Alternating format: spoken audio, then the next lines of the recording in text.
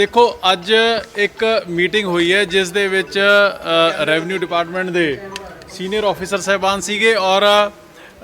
पंजाब के कुछ कॉलोनाइजर्स और उन्होंने एसोसीएशन के साथी सीगे। दो तीन इशू सीगे जिहड़े रजिस्ट्रियां रुकियां पईयां ने, एक तां जिहड़े NOCs की वजह करके और एक जिहड़े कोई कलैक्टरेट्स का इशू सीगा उहदे बारे डिटेल दे विच डिस्कशन है जिहड़ी वो हुई है और बड़ी जल्दी ही, क्योंकि ये सारी प्रॉब्लम इस करके आई है पंजाब दे विच क्योंकि पिछले समय दे विच लंबा समा पिछलियां सरकारां ने जिहड़े ऑथोराइज्ड कॉलोनियां सीगियां एक नंबर दा काम करन वाले एक नंबर दी साफ सुथरी डिवेलपमेंट करन वाले जिहड़े कॉलोनाइजर सीगे सरकार ने उन्हां नूं सनब कीता ते उन्हां नूं धक्किया गया अनऑथोराइज्ड इलीगल कॉलोनियां दे वल, क्योंकि समय समय दी सरकारां दे लीडर सियासी लोग उन्हां दे अपने इंटरस्ट ने जिहड़े वो इस धंधे दे विच बन चुके सीगे,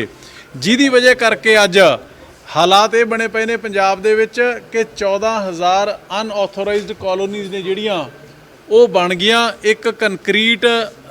अनरैगूलेटेड जंगल है जिहड़ा वो पंजाब दे विच खड़ा हो गया। कई जगह ते तां इहो जिहा भी देखण नूं मिलिआ कि जिथे किते कोई फायर ट्रैजेडी उत्थे फायर ब्रिगेड भी नहीं पहुँच सकती हैगी। सो इन्हां सारियां चीज़ां दे उपर डिटेल्ड डिस्कशन है जिहड़ी वो पहलां भी CM साहब के आदेशों मुताबक पहलां भी साडे तिन्ने डिपार्टमेंट, साडा हाउसिंग दा डिपार्टमेंट, लोकल गवर्नमेंट और रेवन्यू, उहदे उपर डिटेल डेलीब्रेशन जिहड़ियां वो कर चुके ने। CM साहब और पंजाब सरकार बड़ी चिंतित है इस मसले नूं लैके, क्योंकि इन्ना क मैसअप और इन्ना क गुंझलदार पिछले समय दे विच सियासी लीडरां ने कर दिता कि उन्हां नूं और फिर उस तो इलावा टू एड टू इट जिहड़े हाई कोर्ट दे दियां भी डायरैक्शनस आईयां जिहदी वजह करके यह जिहड़ा रजिस्ट्रियां दा काम सीगा वो रुकिया, क्योंकि जो पिछले समय दे विच पॉलिसीज़ आईयां वो सिद्धम सिद्धा पापरा एक्ट 1995 का उहदा सिद्धम सिद्धा उलंघना सीगा, जिहदी वजह करके पंजाब सरकार नूं, भगवंत मान जी की सरकार नूं मजबूरन यह जिहड़ा फैसला लेना पिया, जिहदी वजह करके अज जिहड़ा NOCs का रजिस्ट्रियां का काम है जिहड़ा वो रुकिया। पर बड़ी जल्दी ही मान साहब के आदेशों मुताबक बड़ी जल्दी ही एक कॉम्प्रीहेंसिव पॉलिसी है जिहड़ी वो सरकार लैके आएगी, जिहदे तहत इलीगल अनऑथोराइज्ड कॉलोनियां जिहड़ियां उन्हां नूं अगे वास्ते पंजाब दे विच डिवेलप नहीं होण दिता जाऊगा। ऑथोराइज्ड कॉलोनियां नूं इस तरीके दे नाल फैसिलिटेट किया जाऊगा, इस तरीके नाल उन्हां दी सहायता की जाऊगी, मदद की जाऊगी, उन्हां दा सिस्टम इन्ना ट्रांसपेरेंट ते सुखाला किया जाऊगा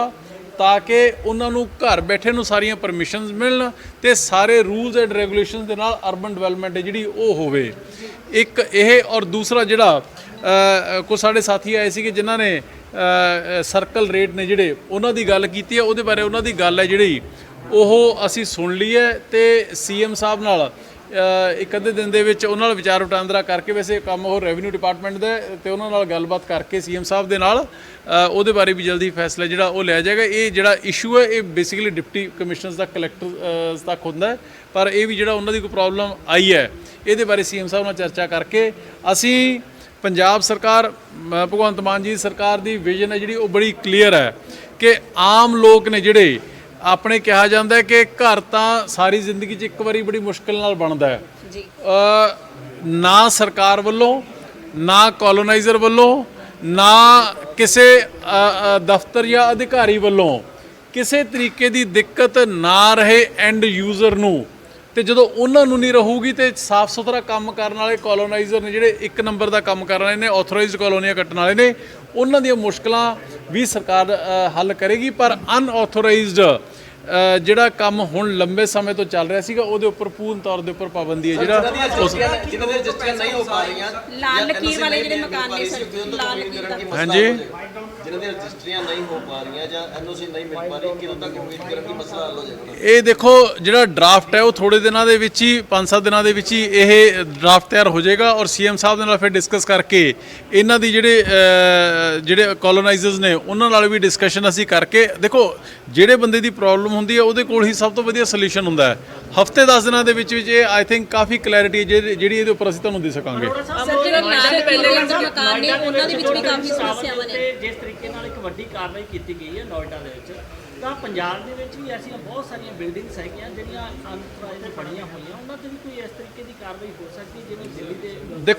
ਦੇਖੋ ਇਸ ਤਰ੍ਹਾਂ ਹੈ ਕਿ ਮੈਂ ਤੁਹਾਡੀ ਗੱਲ ਦੇ ਨਾਲ ਸਹਿਮਤ ਹਾਂ, ਕਿਉਂਕਿ ਮੈਂ ਤਾਂ ਖੁਦ ਆਪ ਕਹਿ ਰਿਹਾ ਕਿ ਪਿਛਲੀਆਂ ਸਰਕਾਰਾਂ ਦੇ ਲੀਡਰਾਂ ਨੇ ਇੱਕ ਤਰੀਕੇ ਦਾ ਇੱਕ ਲੈਂਡ ਮਾਫੀਆ ਬਣਾ ਕੇ ਜਿਹਨਾਂ ਲੀਡਰਾਂ ਦੇ ਆਪ ਦੇ ਇੰਟਰਸਟ ਪੈਦਾ ਹੋ ਗਏ। ਇਲੀਗਲ ਕੋਲੋਨਾਈਜੇਸ਼ਨ ਹੈ ਜਿਹੜੀ ਉਹ ਇੰਨੀ ਜ਼ਿਆਦਾ ਹੋ ਚੁੱਕੀ ਕਿ ਉਹ ਇੱਕ ਅਰਬਨ ਕੰਕਰੀਟ ਜੰਗਲ ਦੇ ਰੂਪ ਵਿੱਚ ਕਨਵਰਟ ਹੋ ਚੁੱਕਿਆ। ਹੁਣ ਉਹਨਾਂ ਚੀਜ਼ਾਂ ਨੂੰ ਜਿਹੜੀਆਂ ਗੱਠਾਂ ਉਹਨਾਂ ਨਾਲ ਹੱਥ ਨਾਲ ਪਾਈਆਂ ਨੇ, ਮੂੰਹ ਨਾਲ ਭਗਵੰਤ ਮਾਨ ਜੀ ਦੀ ਸਰਕਾਰ ਖੋਲਣ ਲੱਗੀ ਹੋਈ ਹੈ। ਹੁਣ ਇਹਦੇ ਉੱਪਰ ਕਿਸੇ ਡੈਮੋਲੀਸ਼ਨ ਹੁੰਦੀ ਹੈ ਨਹੀਂ ਹੁੰਦੀ ਹੈਗੀ, ਇਹ ਵੀ ਜਿਹੜੇ ਟਵਿਨ ਟਾਵਰਸ ਦੀ ਤੁਸੀਂ ਗੱਲ ਕਰਦੇ ਹੋ, ਇਹ ਸੁਪਰੀਮ ਕੋਰਟ ਦੇ ਆਰਡਰਸ ਦੇ ਉੱਪਰ ਹੋਈ ਹੈ। ਜੇ ਕੋਈ ਇਸ ਤਰੀਕੇ ਦੀ ਕੋਈ ਹੈ ਤਾਂ ਦੇਖੋ ਸਰਕਾਰ ਦਾ ਆਪਣਾ ਇੱਕ ਲਿਮਿਟਿਡ ਮੈਂਡੇਟ ਹੁੰਦਾ ਹੈ। ਹੁਣ ਉਹਦੇ ਹਰ ਜਗ੍ਹਾ ਨਾ ਤਾਂ ਸਰਕਾਰ ਅਲਾਓ ਕਰ ਸਕਦੀ ਹੈ ਕਿ ਹਾਂ ਤੁਸੀਂ ਜਿੱਥੇ ਮਰਜ਼ੀ ਕੰਧਾਂ ਕੱਢ ਲਓ, ਜਿੱਥੇ ਮਰਜ਼ੀ ਕੰਸਟਰਕਸ਼ਨ ਕਰ ਲਓ, ਨਾ ਹੀ ਹਰ ਜਗ੍ਹਾ ਸਰਕਾਰ ਬੁਲਡੋਜ਼ਰ ਲੈ ਕੇ ਪਹੁੰਚ ਸਕਦੀ ਹੈ। ਇਹ ਇੱਕ ਕਲੈਕਟਿਵ ਰਿਸਪੌਂਸਿਬਿਲਿਟੀ ਹੁੰਦੀ ਹੈ ਸਰਕਾਰ ਦੀ ਵੀ, ਲੋਕਾਂ ਦੀ ਵੀ, ਕੋਲੋਨਾਈਜ਼ਰਸ ਦੀ ਵੀ, ਅਧਿਕਾਰੀਆਂ ਦੀ ਵੀ, ਸਾਰੇ ਮੀਡੀਆ ਦੀ, ਸਾਰਿਆਂ ਦੀ ਇੱਕ ਕਲੈਕਟਿਵ ਰਿਸਪੌਂਸਿਬਿਲਿਟੀ ਹੈ ਕਿ ਇਹ ਹੁਣ ਤੱਕ ਜੋ ਮੈਸਅਪ ਸਿਸਟਮ ਕੀਤਾ ਇਹਨਾਂ ਨੇ ਉਹਨੂੰ ਆਪਾਂ ਹੌਲੀ ਹੌਲੀ ਦਰੁਸਤ ਕਰ ਲਈਏ, ਸਹੀ ਕਰ ਲਈਏ। ਸੋ ਇਸ ਕਰਕੇ ਸਰਕਾਰ ਉਹਦੇ ਲਈ ਵਚਨਬੱਧ ਹੈ। अमरजीत सर बात करें तो कांग्रेस सरकार के दौरान एक स्टेप उठाया गया था जिसमें इलीगल कॉलोनीज को लीगल करने की बात की गई थी कि बाकायदा इलीगल कॉलोनीज को लीगल करने के लिए स्टेप उठाया था। मेरी आपको हाथ जोड़ के विनती है कि मेरे कान दो जरूर हैं लेकिन मुंह एक है। सुन लो सवाल दो तरफ से आ रहे हैं, मैं जवाब एक ही जैसे तो बताइए। ਅਮਰਜੀਤ ਸਿੰਘ ਸੰਦੋਆ ਦਾ ਨਾਮ ਵਿਜੀਲੈਂਸ ਜਾਂਚ ਦੇ ਵਿੱਚ ਜਿਹੜੀ ਗੱਡੀ ਹੈ ਕਿਹਾ ਜਾ ਰਿਹਾ ਕਿ ਭ੍ਰਸ਼ਟਾਚਾਰ ਦੇ ਪੈਸੇ ਨਾਲ ਜਿਹੜੀ ਖਰੀਦੀ ਗਈ ਆ, ਪੇਮੈਂਟ ਬਕਾਇਦਾ ਤੌਰ ਤੇ ਬੈਂਕ ਖਾਤੇ ਦੇ ਵਿੱਚ ਜਿਹੜੀ ਸਾਹਮਣੇ ਆਈ। ਦੇਖੋ ਇਸ ਤਰ੍ਹਾਂ ਹੈ ਕਿ ਅਮਰਜੀਤ ਸਿੰਘ ਸੰਦੋਆ ਦੀ ਜਿਹੜੀ ਗੱਡੀ ਦੀ ਅੱਜ ਖਬਰ ਮੈਂ ਵੀ ਪੜ੍ਹੀ ਹੈ ਪੇਪਰ ਦੇ ਵਿੱਚ, ਉਹ ਇਹਦੇ ਬਾਰੇ ਜੇ ਕੋਈ ਇਸ ਤਰੀਕੇ ਦੇ ਫੈਕਟਸ ਹੈਗੇ ਤੇ ਭਗਵੰਤ ਮਾਨ ਜੀ ਦਾ ਬੜਾ ਸਪਸ਼ਟ ਹੈ, ਬੜਾ ਕਲੀਅਰ ਹੈ ਕਿ ਜ਼ੀਰੋ ਟੋਲਰੈਂਸ ਟੁਵਰਡਸ ਕਰਪਸ਼ਨ ਹੈ।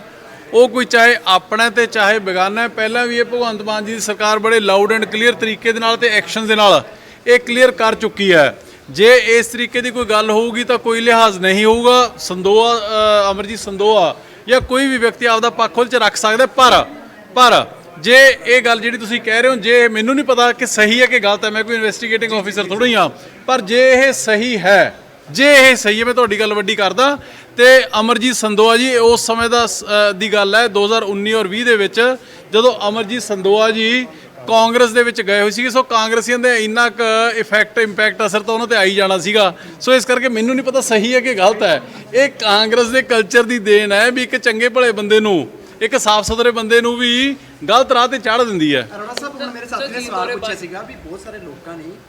ਉਸ ਟਾਈਮ ਜਗ੍ਹਾ ਲੈ ਲਈ ਹੈ, ਪਲਾਟ ਲੈ ਲਏ, ਹੁਣ ਐਨਓਸੀ ਰੁਕੀਆਂ ਹੋਈਆਂ, ਰਜਿਸਟਰੀਆਂ ਰੁਕੀਆਂ ਹੋਈਆਂ ਨੇ, ਉਹਨਾਂ ਦਾ ਕੀ ਹੋਏਗਾ? ਕਿ ਉਹਨਾਂ ਤੋਂ ਫਿਰ ਤੁਸੀਂ ਖਾਲੀ ਕਰਾਓਗੇ? ਉਹਨਾਂ ਦਾ ਕੀ ਦੋਸ਼ ਹੈ? ਦੇਖੋ ਇਸ ਤਰ੍ਹਾਂ ਹੈ, ਉਹਨਾਂ ਦਾ ਕੋਈ ਦੋਸ਼ ਨਹੀਂ ਹੈਗਾ, ਪਰ ਜਿਹੜੇ ਲੋਕਾਂ ਨੇ ਗਲਤ ਕੰਸਟਰਕਸ਼ਨਾਂ ਕੀਤੀਆਂ ਨੇ, ਇਲੀਗਲ ਕਾਲੋਨੀਜ਼ ਕੱਟੀਆਂ ਨੇ, ਚਾਹੇ ਉਹ 'ਚ ਕੋਈ ਬਿਲਡਰ ਇਨਵੋਲਡ ਹੈ, ਚਾਹੇ ਉਹ 'ਚ ਕੋਈ ਅਫਸਰ ਇਨਵੋਲਡ ਹੈ, ਚਾਹੇ ਉਹ 'ਚ ਕੋਈ ਪੋਲੀਟੀਕਲ ਬੰਦਾ ਇਨਵੋਲਡ ਹੈ, ਆਫਟਰ ਆਲ ਕਿਸੇ ਨਾ ਕਿਸੇ ਦੀ ਅਕਾਊਂਟੇਬਿਲਿਟੀ ਤਾਂ ਬਣਦੀ ਹੈ ਨਾ ਜੀ। ਕਿਸੇ ਨਾ ਕਿਸੇ ਦੀ ਅਕਾਊਂਟੇਬਿਲਿਟੀ ਤਾਂ ਫਿਕਸ ਕਰਨੀ ਪਊਗੀ। ਖਾਲੀ ਕਰਾਵਾਂਗੇ ਨਹੀਂ ਕਰਾਵਾਂਗੇ, ਦੇਖੋ ਇਹ ਚੀਜ਼ਾਂ ਇੰਪ੍ਰੈਕਟੀਕਲ ਹੁੰਦੀਆਂ ਨੇ, ਇਹ ਚੀਜ਼ਾਂ ਹਾਈਪੋਥੈਟੀਕਲ ਹੁੰਦੀਆਂ ਨੇ। ਮੈਂ ਤਾਂ ਇਹ ਕਹਿਣਾ ਵੀ ਇੱਕ ਸਿਸਟਮ ਜਿਹੜਾ ਗੰਧਲਾ ਹੋ ਚੁੱਕਿਆ ਉਹਨੂੰ ਹੀ ਦਰੁਸਤ ਕਰਨੀ, ਇਹੀ ਬਹੁਤ ਵੱਡੀ ਗੱਲ ਹੋਊਗੀ। ਲੀਡਰਾਂ ਦੇ ਖਿਲਾਫ ਕਾਰਵਾਈ ਬਹੁਤ ਜੱਦੀ ਪੁਸ਼ਤੀ ਮਕਾਨ ਆ ਨਾ, ਲੋਕਾਂ ਦੇ ਜੱਦੀ ਪੁਸ਼ਤੀ ਮਕਾਨ ਨੇ ਜਿਹੜੇ ਲੰਬੇ ਸਮੇਂ ਤੋਂ ਰਹਿ ਰਹੇ ਨੇ, ਲਾਲ ਲਖੀਰ ਦੇ ਅੰਦਰ ਨੇ, ਉਹਨਾਂ ਦੀਆਂ ਵੀ ਜਿਹੜੀਆਂ ਰਜਿਸਟਰੀਆਂ ਰੁਕੀਆਂ ਹੋਈਆਂ ਨੇ, ਉਸ ਦੇ ਮੈਡਮ ਸਮਝੋ ਗੱਲ ਨੂੰ, ਮੈਂ ਤੁਹਾਨੂੰ ਦੱਸ ਕੇ ਹਟਿਆ ਕਿ ਰਜਿਸਟਰੀਆਂ ਨੇ ਜਿਹੜੀਆਂ ਇਹ ਭਗਵੰਤ ਮਾਨ ਜੀ ਦੀ ਸਰਕਾਰ ਨੇ ਨਹੀਂ ਰੋਕੀਆਂ। ਇਹ ਕੋਰਟ ਦੇ ਵਿੱਚ ਇੱਕ ਕੇਸ ਹੋਇਆ ਜਿਹਦੇ ਵਿੱਚ ਹਾਈ ਕੋਰਟ ਨੇ ਕਿਹਾ ਕਿ ਇੱਕ ਪਾਸੇ ਤਾਂ ਤੁਸੀਂ ਪਾਪਰਾ ਐਕਟ 1995 ਦਾ ਬਣਾ ਰੱਖਿਆ ਹੈ, ਦੂਸਰੇ ਪਾਸੇ ਤੁਸੀਂ ਹਰ 2 ਸਾਲ 3 ਸਾਲ ਬਾਅਦ ਜਦੋਂ ਨੋਟਾਂ ਦੀ ਤੇ ਵੋਟਾਂ ਦੀ ਪੁਰਾਣੇ ਸਮੇਂ ਦੀਆਂ ਸਰਕਾਰਾਂ ਨੂੰ ਤੇ ਲੀਡਰਾਂ ਨੂੰ ਲੋੜ ਹੁੰਦੀ ਸੀਗੀ, ਉਦੋਂ ਰੈਗੂਲਰਾਈਜੇਸ਼ਨ ਪਾਲਿਸੀ ਲਿਆਉਂਦੇ ਸੀਗੇ ਤੇ ਜਿੰਨੀਆਂ ਇਲੀਗਲ ਕੰਸਟਰਕਸ਼ਨਾਂ ਹੁੰਦੀਆਂ ਸੀਗੀਆਂ ਉਹ ਸਾਰਿਆਂ ਨੂੰ ਤੁਸੀਂ ਰੈਗੂਲਰਾਈਜ਼ ਕਰ ਦਿੰਦੇ ਸੀਗੇ। ਕੋਰਟ ਨੇ ਕਿਹਾ ਕਿ ਇੱਕ ਪਾਸੇ ਤੁਸੀਂ ਕਾਨੂੰਨ ਬਣਾ ਰੱਖਿਆ ਤੇ ਦੂਜੇ ਪਾਸੇ ਤੁਸੀਂ ਰੈਗੂਲਰਾਈਜੇਸ਼ਨ ਦੇ ਨਾਂ ਤੇ ਕਾਨੂੰਨ ਦੀਆਂ ਧੱਜੀਆਂ ਉਡਾ ਰਹੇ ਹੋ। ਉਸ ਚੱਕਰ ਦੇ ਵਿੱਚ ਪੰਜਾਬ ਸਰਕਾਰ ਦੇ 2 ਜਿਹੜੇ ਪ੍ਰਿੰਸੀਪਲ ਸੈਕਟਰੀ ਸਾਹਿਬਾਨ ਨੇ, ਉਹਨਾਂ ਨੂੰ ਐਫੀਡੇਵਿਟ ਦੇਣਾ ਪਿਆ ਕਿ ਅਸੀਂ ਇਹ ਇਲੀਗਲ ਕੰਸਟਰਕਸ਼ਨ ਨਹੀਂ ਅਲਾਉ ਕਰਾਂਗੇ, ਜਿਹਦੀ ਵਜ੍ਹਾ ਕਰਕੇ ਕੰਮ ਰੁਕਿਆ ਪਿਆ। ਹੁਣ ਉਹ ਜਿਹੜਾ ਰੁਕ ਗਿਆ, ਜਿਹੜੀ ਗੱਠ ਪੈ ਗਈ, ਉਹਨੂੰ ਖੋਲ੍ਹਣ ਦੇ ਵਿੱਚ ਸਰਕਾਰ ਪੂਰਾ ਸਵੇਰ ਤੋਂ ਸ਼ਾਮ ਤੱਕ ਲੱਗੀ ਹੋਈ ਹੈ। ਅਸੀਂ ਮੱਥਾ ਪਿੱਛੇ ਜਿਹੜੀ ਕਰ ਰਹੇ ਹਾਂ, ਹਰੇਕ ਸਟੇਕ ਹੋਲਡਰ ਦੇ ਨਾਲ ਗੱਲਬਾਤ ਕਰ ਰਹੇ ਹਾਂ, ਉਹ ਗੱਠ ਨੂੰ ਖੋਲ੍ਹਣ ਦੇ ਵਿੱਚ ਥੋੜਾ ਸਮਾਂ ਲੱਗੂਗਾ। ਠੀਕ ਹੈ ਸਰ, ਥੈਂਕ ਯੂ। ਤੁਹਾਡੀ ਇਮਤਿਆਜ਼ ਅਲੀ ਦੇ ਨਾਲ ਮੁਲਾਕਾਤ ਹੋਈ ਹੈ, ਕਿਸ ਬਾਰੇ ਹੋਈ ਤੇ ਕੀ ਕੁਛ ਹੈ? ਦੇਖੋ ਇਸ ਤਰ੍ਹਾਂ ਹੈ ਕਿ ਇਮਤਿਆਜ਼ ਅਲੀ ਜੀ ਉਹਨਾਂ ਦਾ ਆਪਣੇ ਫੀਲਡ ਦੇ ਵਿੱਚ, ਬਾਲੀਵੁੱਡ ਦੇ ਵਿੱਚ, ਫਿਲਮ ਇੰਡਸਟਰੀ ਦੇ ਵਿੱਚ as a writer, as a director ਉਹਨਾਂ ਦਾ ਬਹੁਤ ਵੱਡਾ ਨਾਮ ਹੈ। ਉਹਨਾਂ ਨੇ ਬੜੀਆਂ ਕਾਮਯਾਬ ਫਿਲਮਾਂ ਨੇ ਜਿਹੜੀਆਂ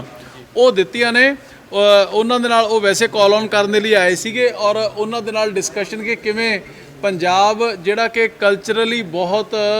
ਮਜ਼ਬੂਤ ਔਰ ਵਧੀਆ ਸੂਬਾ ਹੈ,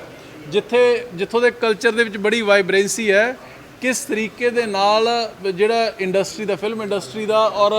ਕਲਚਰ ਨੂੰ ਕਿਸ ਤਰੀਕੇ ਨਾਲ ਪ੍ਰਮੋਟ ਕਰਿਆ ਜਾਵੇ ਪੰਜਾਬ ਦੇ ਵਿੱਚ, ਜਿਹਦੇ ਨਾਲ ਅੱਜ ਪੰਜਾਬੀ ਗਾਣੇ ਨੇ ਜਿਹੜਾ ਬਣਦੇ ਇੱਥੇ ਨੇ ਪਰ ਉਹ ਤੁਸੀਂ ਦੁਨੀਆ ਭਰ ਦੇ